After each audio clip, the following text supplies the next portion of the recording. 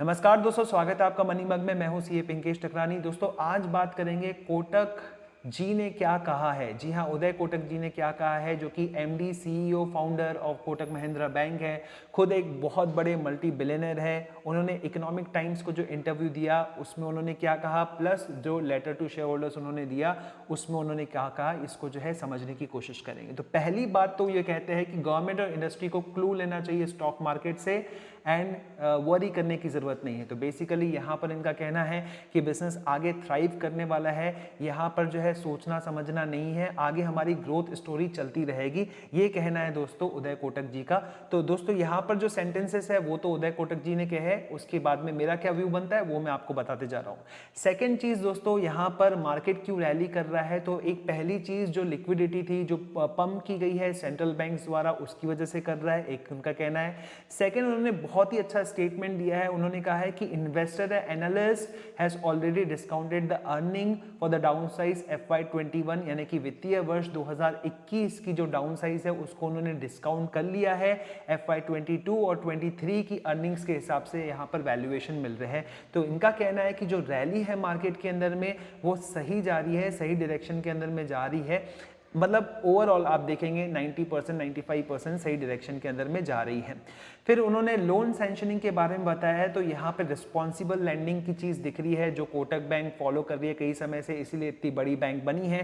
तीन बातें उन्होंने बताई कि सबसे पहले वो ऐसे सेक्टर्स के अंदर में पैसा डाल रहे हैं जहाँ पर वो कंफर्टेबल है, जैसे कि टेक्सटाइल सेगमेंट अच्छा नहीं चल रहा है तो वहाँ पर वो पैसे नहीं डालेंगे, इस तरह की चीज़ें। तो आपको भी इसी चीज़ पे फोकस करना है। अगले 5-6 साल के अंदर में सेक्टर वाइज आपको इन्वेस्ट करना है, अच्छे सेक्टर्स के अंदर में आपको पैसा डालना है। सेकेंड, ये लोग जो है जहाँ पे हाई ऑपरेटिंग कॉस्ट है जिस कंपनी की, बहुत ज़्यादा कैपिटल एक्सपेंडिचर, उसके ऊपर में प्लांट एंड मशीनरी में मेंटेनेंस लगता है, सैलरीज वगैरह बहुत ज़्यादा डालनी पड़ती है, वहाँ पर जो है ये थोड़ा फूक फूक के कदम रख रहे हैं। और थर्ड चीज़ इनका कहना है कि जिन कंपनीज में बहुत ज़्यादा डेट है यहाँ पर वो बहुत ही माइंडफुल गेम खेल रहे हैं, वहाँ पर और ज़्यादा लैंडिंग नहीं कर रहे हैं, रादर अगर वहाँ से पैसा मिलता है तो ये लोग जो है अच्छे सेक्टर्स की तरफ मूव करेंगे। ऐसी तीन बातें उन्होंने यहाँ पर बनाई।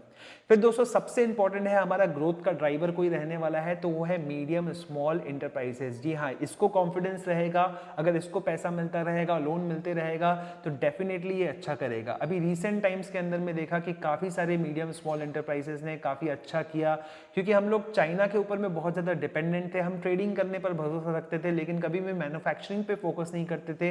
लेकिन रिसेंट टाइम के अंदर में जब क्राइसिस आया तो कुछ MSMEs ने काफ़ी अच्छा करके दिखाया, और ये कॉन्फिडेंस चाहिए था इकोनॉमी के अंदर में। और साथ ही साथ दोस्तों कैपिटल चाहिए, पैसा चाहिए, तो गवर्नमेंट ने 3 लाख करोड़ रुपए का स्कीम निकाला था जिसके अंदर में वो गारंटी दे रही है।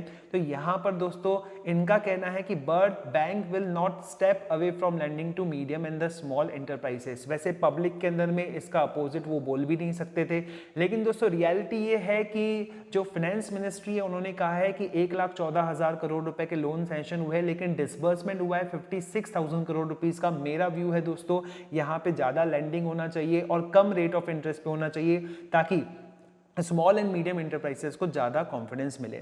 फिर दोस्तों पैंडेमिक अपॉर्चुनिटीज़ की बात करें तो यहाँ पर उदय कोटक जी का कहना है कि भले ही नॉन क्रेडिट जो रिस्क है, जहाँ पे नॉन क्रेडिट रिस्क वाली एरियाज है वहाँ पर जो है अच्छी अपॉर्चुनिटीज़ मिल रही है, जैसे कि एडवाइजरी, वेल्थ मैनेजमेंट हो, इंश्योरेंस हो।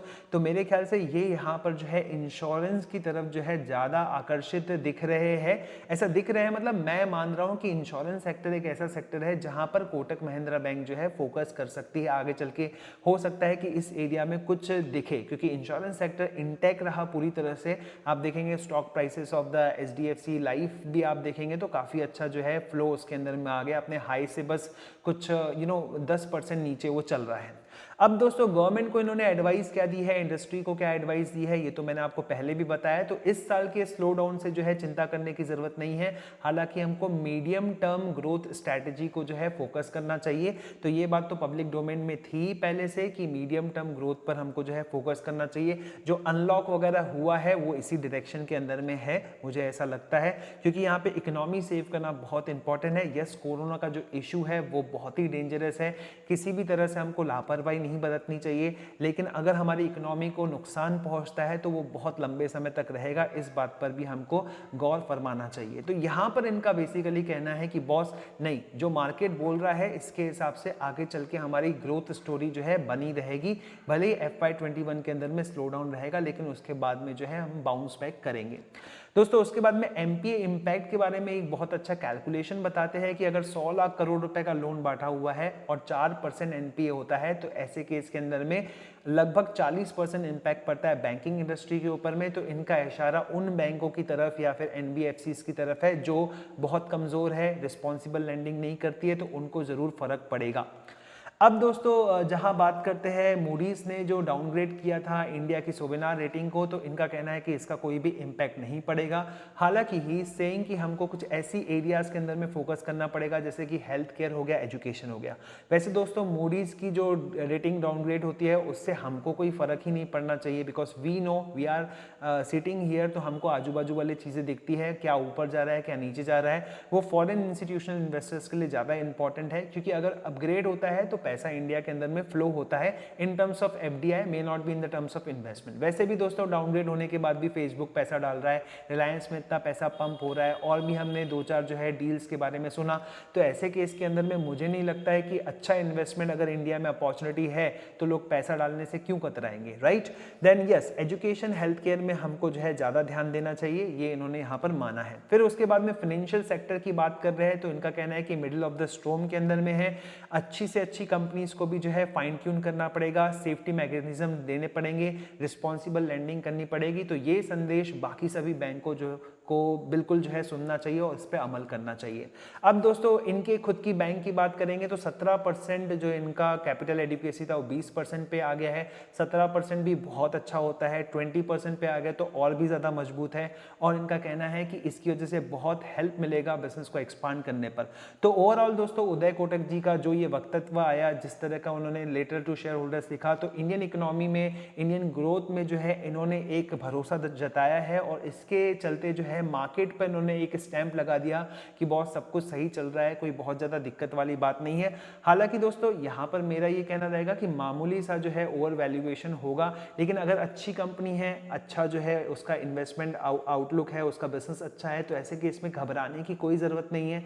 हर थोड़ा थोड़ा जो है हर महीने आप एडिशन करते चाहिए, क्योंकि कुछ लोग बहुत ज़्यादा बियरिश रहेंगे, हर मार्केट के अंदर में रहते थे। 1984 में भी बहुत सारे लोग बियरिश थे, लेकिन दोस्तों FY21 ये खत्म हो गया, डाउन साइज आ गया, उसके बाद क्या, क्योंकि उसके बाद तो दोस्तों ग्रोथ रहेगा ही, ऐसा तो एक्सपेक्टेशन रखना ही पड़ेगा, अदरवाइज स्टॉक मार्केट में पैसा ही क्यों डालने का।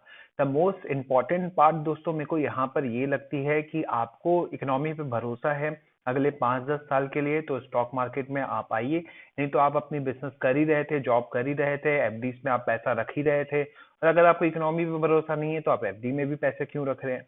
तो जैसा कि हमने इसके पहले कहा था कि 30-40% आपके पास में कैश होना चाहिए, वो कैश आप जो है यूज कीजिए, जब भी डिप आता है, आगे आपको लगता है कि बहुत बड़ा बियरिश जो है मार्केट आने वाला है, तो भी आपको जो है एवरेज करना, एडिशन करना, अच्छी कंपनीज में पैसा डालना, वो तो आपको करना ही रहना पड़ेगा। तो दोस्तों यहाँ पर उदय कोटक जी से ये संदेश मिलता है कि don't worry much, we are in the comfortable position, we should take the clue from the market and we should be sitting tight and buying the right thing. So I hope आपको दोस्तों ये video अच्छा लगा होगा। इस तरह का जो एक्सपर्ट्स लोग कह रहे हैं वो हम अपने चैनल में ला रहे हैं, तो आपको अच्छा लगा होगा तो लाइक कर दीजिएगा, दोस्तों के साथ में शेयर कर दीजिएगा। आप नए हैं तो चैनल को सब्सक्राइब करके बेल आइकन जरूर दबा दीजिएगा। Thank you so much.